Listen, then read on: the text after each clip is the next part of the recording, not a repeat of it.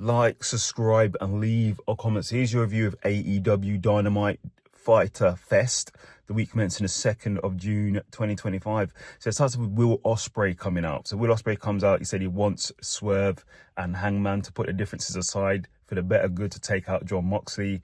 But he thinks Swerve is a threat, and also calls out Swerve for a fight as well at Fighter Fest. The crew come out and they call out Will Ospreay for a fight too.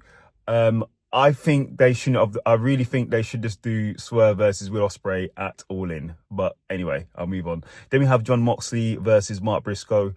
Really good match. Go and watch it. Obviously, Mark Briscoe wants revenge for getting called out by his own son. But in the end, Jon Moxley gets the victory again. Then we have Thomas Tony Storm and Mina Shirokada versus Julia Hart and Sky Blue, with Mercedes Moné watching eating steak. Really good match. Go and watch it. But in the end, Tony Storm gets the victory. Then we have MJF with Will Ospreay.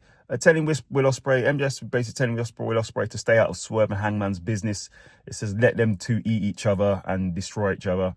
And then MJF asks about Will Ospreay's son. Will Ospreay goes crazy, but then the Hurt Syndicate turn up and intimidate him. Then he calms down. Then the Hurt Syndicate come out.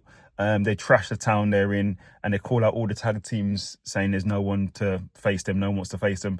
MJF then says he wants his title back and he's going to wrestle more. And he also calls out Mystico. As he does that, Commander comes out and calls out MJF. So then it goes into Mystico, Speedball, Mike Bailey, and Kevin Knight versus and Commander versus the LFI.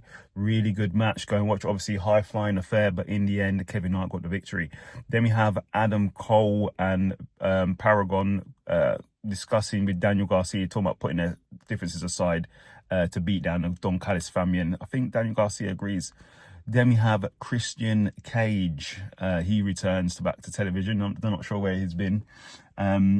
He says Nick went to a tournament in Japan. He lost, but he's going to redeem himself because he's going to defend his title in a four-way match. So let's see what happens there.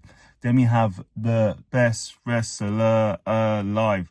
He obviously puts out an open challenge for 5 minutes. Who picks up the challenge? Powerhouse Hobbs. And it was basically a squash match. So that's that. Then in the main event of the evening, it's a four-way match. Kenny Omega putting his international championship on the line against Claudio Castagnoli, Brody King, and Mascara Dorada, I think his name is. Really good match. Go and watch it. Obviously, Kenny Omega, the best spout machine, former AEW world champion. You had all the stops, you had all the flying moves, you had everything.